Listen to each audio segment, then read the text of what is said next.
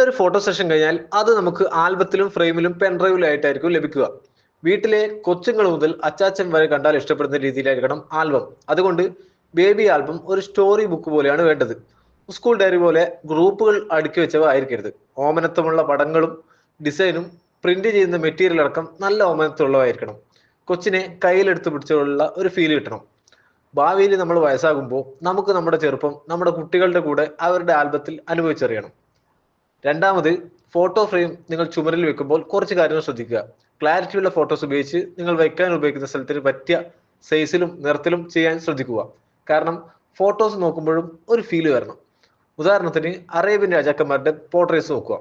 എപ്പോഴും ഒരു സൈഡ് നോക്കിയാണ് ഉണ്ടാവുക. അതൊരു പവർ ഫീൽ ഉണ്ടാക്കും. അവർക്ക് രാജകീയ പ്രൗഢിയും ലക്ഷ്യവും കാഴ്ചപ്പാടും ചിന്തകളും ഉണ്ടെന്ന് ഫോട്ടോസ് കാണുമ്പോഴേ നമുക്ക് ഫീല് വരും. ഒരു ഫോട്ടോയുടെ ഫീലിനെ പറ്റി പറഞ്ഞതേ ഉള്ളൂ. അത്തരത്തിൽ കുഞ്ഞുങ്ങളുടെ ഫീലുള്ള പടം നമ്മൾ റൂമിൽ വെക്കുമ്പോൾ അവിടെ മുഴുവനായി ഒരു പോസിറ്റീവ് വൈബ് വരും.